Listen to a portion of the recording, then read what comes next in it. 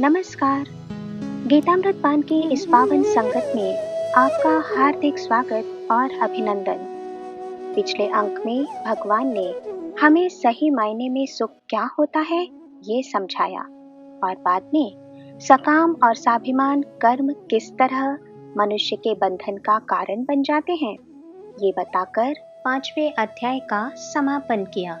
आज हम लोग 6वें अध्याय आत्म संयम योग का विहंगावलोकन करने वाले हैं। इस अध्याय की भूमिका ऐसी है कि यहाँ कर्म करें या न करें ये प्रश्न ही नहीं बचा है। यहाँ तो केवल ये प्रश्न है कि कर्म फल का उपभोग करना चाहिए या कि फिर फल का दान कर देना चाहिए।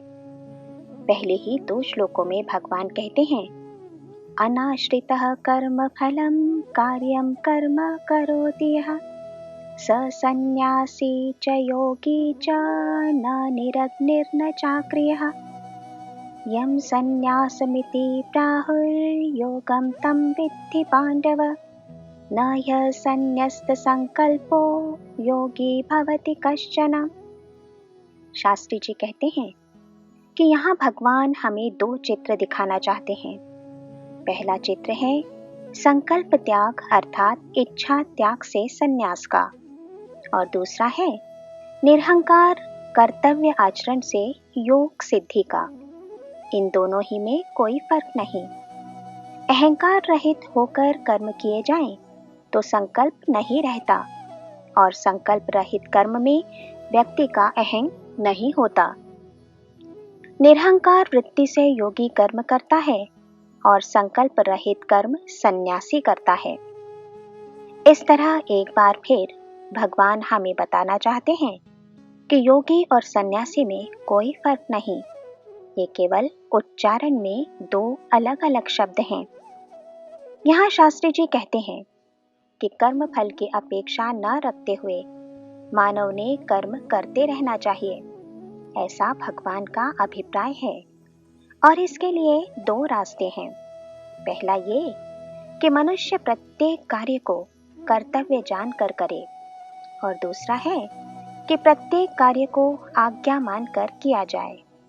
यहाँ शास्त्री जी ने संकेत किया है कि मनुष्य जब कार्य को कर्तव्य जानकर करता है तो उसमें लाचारी होती है, इसलिए प्रत्येक कार्य को आज्ञा मानकर ही करना चाहिए।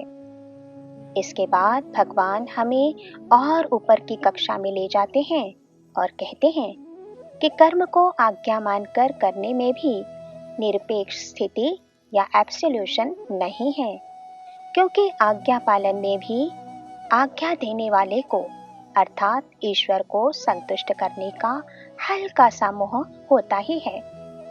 इसलिए भगवान कहते हैं कि वो ही मेरे द्वारा सब कुछ कर रहा है, ये सोचकर कर्म कर, तब तू कर्म चक्र से छूट जाएगा।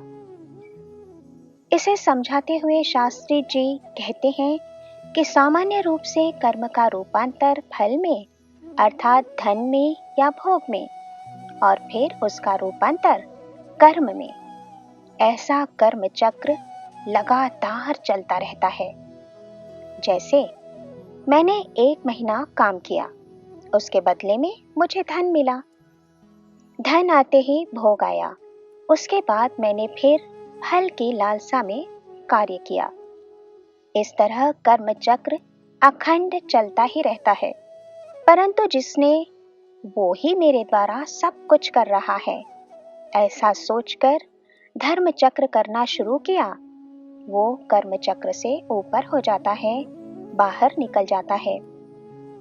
इसे समझाने के लिए भगवान ने आरुरुक्षु और योगारूढ़ 2 शब्दों को योजित किया है। आरुरुक्षोर्मुने योगम कर्म कारणमुच्यते योगारूढ़स्य तस्यैव शमः कारणमुच्यते। एक आरुरुक्षु और दूसरा योगारूढ़।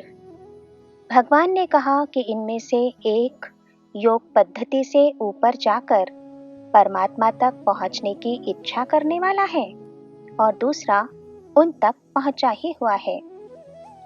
यहाँ शास्त्री जी कहते हैं कि आरुरुक्षु को विकास के लिए कर्म करने होते हैं। जब तक हम भौतिक सुखों के लिए कर्म करते हैं, तब तक आरुरुक्षु नहीं होते। आरुरुक्षु की कक्षा इसके ऊपर की है। अंतर की ओर संकेत करते हुए शास्त्री जी कहते हैं कि हम सात्विक हैं, सज्जन हैं, हमारा भगवान पर विश्वास भी है, लेकिन हमारे कर्म तो फल की आशा से ही होते हैं। हमें लगता है कि इस जन्म में नहीं तो अगले जन्म में भगवान फल देगा, जबकि योगारूढ़ संकल्प और फलाशा छोड़कर कर्म करता है। इसलिए ही उसका कर्म शम होता है, तपस्या होता है, और आरुरुक्षु विकासार्थ कर्म करता है, इसलिए उसका कर्म कारण होता है।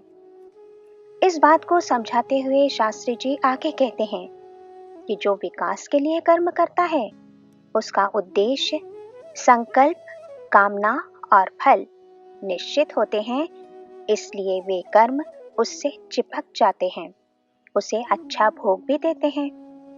लेकिन भोग मिलने पर मनुष्य के गिरने की, पतित होने की संभावना होती है। इसलिए कहा कि उद्देश्य अर्थात संकल्प और फल, ये दोनों जब तक छूटते नहीं, तब तक कर्म चिपकते रहेंगे। फिर भले ही उनका उद्देश्य दिव्य हो, महान हो या फिर उच्च हो। चिपकने पर ये कर्म कुछ अवान्तर फल भी देते हैं, जिनके मिलने पर मनुष्य का पतन होने का डर रहता है।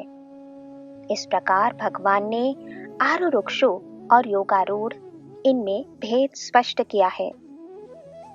यहाँ शास्त्री जी ने पश्चिमी तत्ववेत्ता मार्टिनो का उल्लेख किया है कि उन्होंने अवस्था त्रयी बताते हुए 3 प्रश्न किए हैं। 1. तुम्हारे पास क्या है? 2. तुम्हारा क्या है? और 3. तुम्हारे उपयोग का क्या है? भगवान का भी गीता में पहला प्रश्न है कि तुम्हारा क्या है?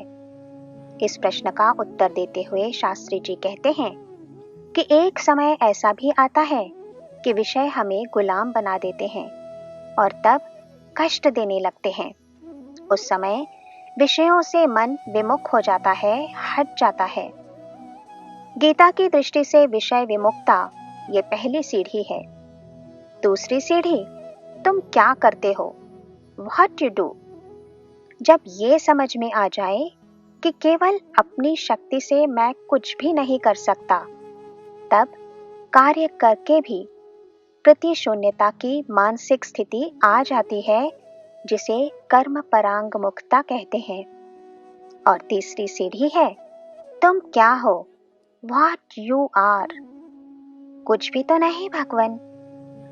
जब ये जवाब खुद ब खुद दिल से निकले, तो उस समय व्यक्ति संकल्प करना छोड़ देता है। शास्त्री जी कहते हैं कि अब उसके खोखे में अर्थात उसके शरीर में परमात्मा स्वयं संकल्प करता है और उसका शरीर कृतिशील रखता है, क्योंकि अब उसे ऐसी संकल्प शून्य जीवात्मा का उपयोग जगत में करना होता है। इस प्रकार 1. विषय विमुक्ता, 2.